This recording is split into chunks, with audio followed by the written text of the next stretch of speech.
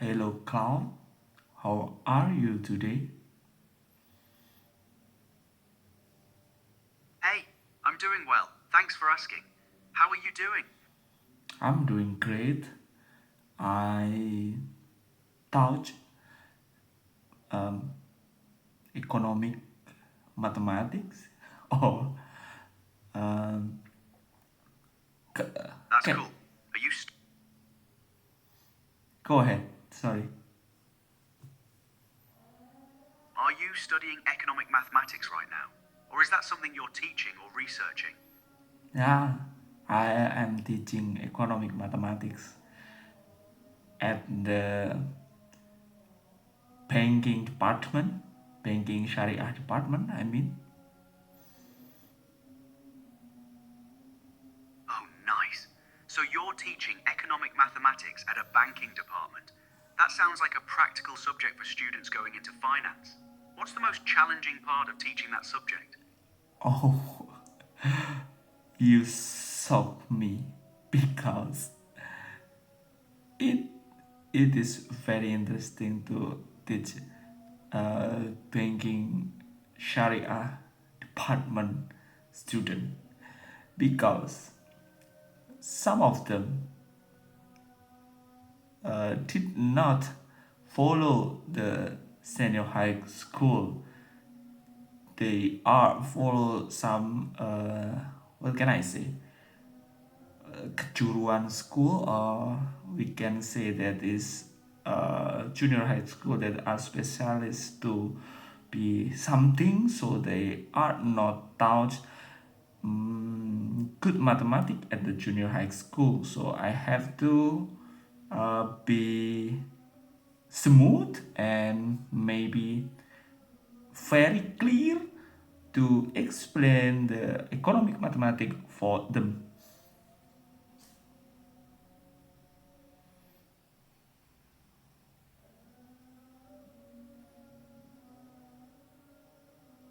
I hear you. So you're working with students who have different math backgrounds, and some didn't get a strong foundation in the basics. That means you have to find creative ways to explain things clearly so everyone can follow along. That's actually a valuable skill as a teacher. How do your students respond when you break things down that way? My strategy is to give them a problem first, so they know the problems. They find the problem in a real world, and then from the problem I ask the student to guess what is the answer or the solution, and I will verify that some of their solution is not visible. So how can we find the visible solution one, and also the optimum like we have in a research operations? And finally they understand what does this study means to them, and what is the benefit for them to study this thing like linear programming. That's a really smart teaching approach. You're showing them the real world context first, then letting them think through the problem themselves before you guide them to the solution. That way, they understand why linear programming matters instead of just memorizing formulas. Do your students respond well to that method? Happily, uh, I think 85% of my student is going well. I give them a quiz at the end of the class, and yeah, I think my majority of the student can uh, work with the problem well. But also I have to say that some of the minority is not going well. They cannot, uh, what can I say? They cannot find the visible area because they cannot draw the graphical method here.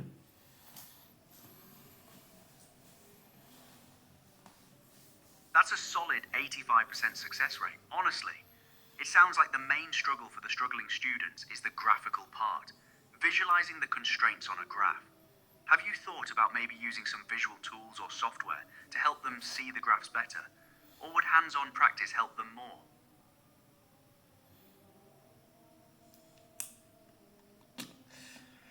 Uh, I was thinking about it, but if I cannot teach students with the mind, with the imagination, I can say that I cannot develop their creativity.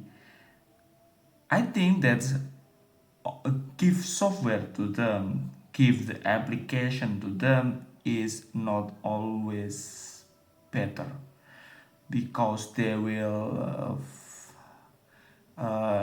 unindependent and they will be very much depend on the application. They cannot have imagination how they construct the solution or generalize the solution. I think that is the best way, or maybe I said it wrong. Could you verify or give another opinion about that? I think your reasoning is solid. You're saying that if students rely too much on software, they won't develop the problem-solving skills and creativity they really need. They won't learn to visualize and think through problems themselves. But here's another angle. Maybe software could be a tool to check their work after they've done it by hand, rather than replacing the manual process. That way, they still build the imagination and creativity, but they get feedback on whether their answer is correct. Does that feel like a middle ground? Sorry to say that maybe my student will depend on the application. They will try to find the application and they will use it. uh, You're right. Students will naturally gravitate toward the easiest path, and if software is available, they'll use it instead of struggling through the manual work. So your instinct to push them to draw and visualize on their own first makes sense. Sticking with that approach probably builds stronger foundational skills anyway. yes, I tried that way. Yes, uh, maybe that's all for today, and I thank you so much. You are accompanying me to talk to. Uh, Maybe you can give me uh, what can I say? How can I be better in speaking English? You're welcome. Here's my honest take. You're already doing well. Your fluency is improving. Just keep doing what you're doing. Speak regularly. Don't worry too much about perfect grammar and focus on getting your ideas across clearly. The more you talk, the more natural it gets. Keep practicing. Okay, thank you then. Good night. Good night, Gali. Great conversation today. See you next time.